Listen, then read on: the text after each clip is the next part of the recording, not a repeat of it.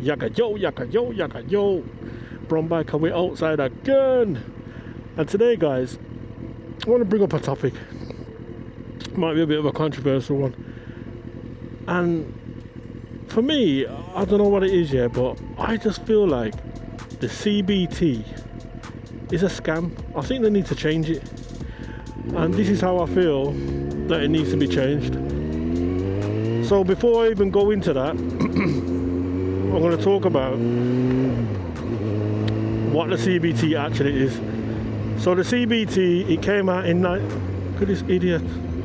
The CBT came out in 1990, and the aim of it was to reduce the death and accident rate on bikes, basically, right? Because before that, apparently you could ride up to, I think it's a 250cc bike, right?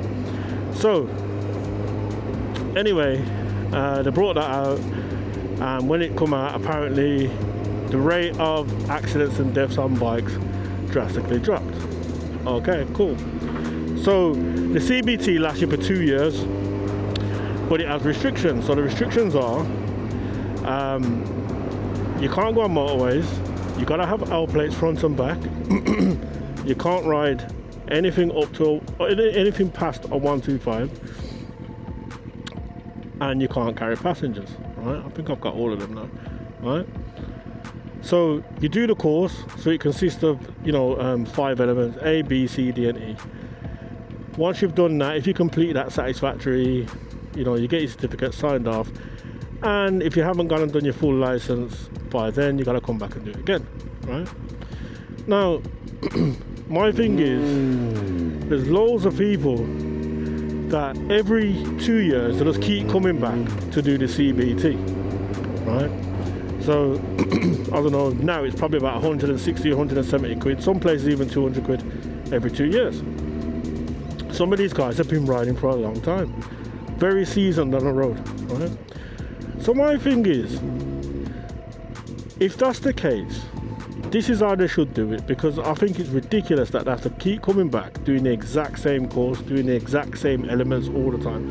There's no major difference, right? Some of them actually go back to their CBT and don't get through it. I've had guys like that already. But what I think should happen personally is, number one, the CBT, it should be a thing where, do you know what? You do your CBT and the theory, and that's it. You can ride anything up to a 125 without L plates, etc. after maybe 12 months. So maybe you got to wear L plates for a year, and after that, take them off, and you can just ride forever. Do you know what I mean? That's what I think personally.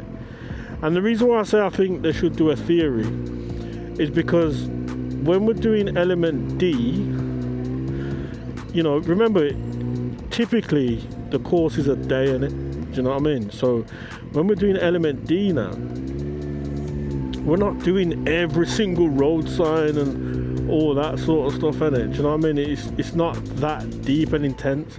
We do Q&As and stuff, but it's not an in-depth theory session. Do you know what I'm saying? We do require that you have some prior knowledge. Do you know what I mean? But most of them don't. They just turn up. Do you know what I'm saying? So yeah, I think that's how the biking licensing should work, really. You know what I mean? You should be able to ride up to a 125, after 2 years without a full license. That should be it. Do you know what I mean? And then if you want to go onto a bigger bike, then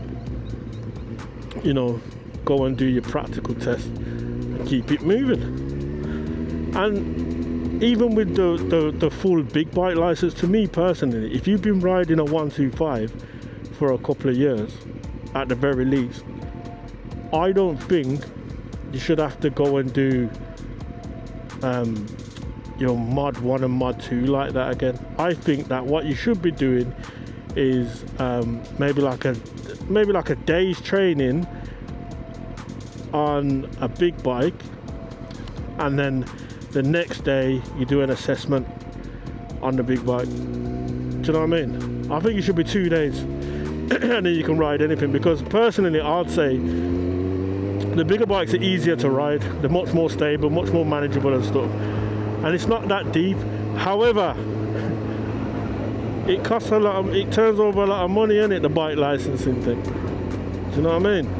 Because if you're going to get your bike license, you're going to start from scratch. Don't get me wrong, it's probably still cheaper than a car in the long run to get the license. But if you're going to go for your bike license today, altogether it's probably going to cost you about £1,000, £1,100. So that's including your CBT, your theory, your mod 1, mod 2 tests, which the test fees are actually cheap. It's actually the hire of the bike and paying for the instructor and stuff that starts to bulk up the money. And you'll probably find that you're spending over £1,000. Do you know what I mean? So don't get me wrong, it's a very fast process to get it, but you need that money up front in it, and not everybody's got it. Do you know what I'm saying? So like I said, I think it would be a wicked idea, because what they've got to think about is not everybody wants to bike and that in it, so I don't feel like it's going to fully saturate the road with bikes, so to speak, especially big ones like that. Do you know what I mean? Because a lot of people are still afraid of bikes, in it. Do you know what I mean? But I definitely feel like they need to revamp it. The A1 license and stuff, just get rid of it. It doesn't make no sense. It doesn't make sense to me. Do you know what I mean? An A1 compliant bike is still capable of doing over 100 miles an hour. An A1 compliant bike is still capable of doing 0 to 60 in around 3-4 seconds. Like, I don't get it. Do you know what I mean? Like, they're still heavy bikes. You can still get a 600, like an SV650, and, you know, put the limiters on it and stuff. It's still a heavy bike. You can't get rid of the weight and stuff. So I don't really get it. And even still with the A1, the A2, sorry, you should be able to, you know, once you've passed 24, then you should just automatically be able to ride any bike you want. Like, I don't get it. It doesn't make sense. Even if you're going to keep the A2 settings, just do it so once they've reached over a certain age, just let them ride what they're riding. Do you know what I'm saying? Like, flipping out, like, this would do probably 180 miles an hour. You ever see me doing anything like that? It's all about controlling the bike. Do you know what I'm saying? It's not necessarily the bike, it's the actual rider. Do you know what I'm saying? So I don't know, man. I think the whole biking system's crazy. And then you've got, I don't know if they've changed it yet, you can go and do your CBT on auto, but it's only one certificate, so you can ride a manual technically. Like, that is the most stupidest thing ever. Do you know what I mean? Absolute stupid. Like, that doesn't make any sense. So the amount of people that used to come to my school and just do it on an auto and telling me that they're jumping on a manual, and I'm like, well, why would you do that? And they're like, listen, I just want it easy there. I'm like, can you ride a manual though? I'm like, yeah, I can ride a manual still. You know? But yeah, it's crazy. Hi. Alright, mate.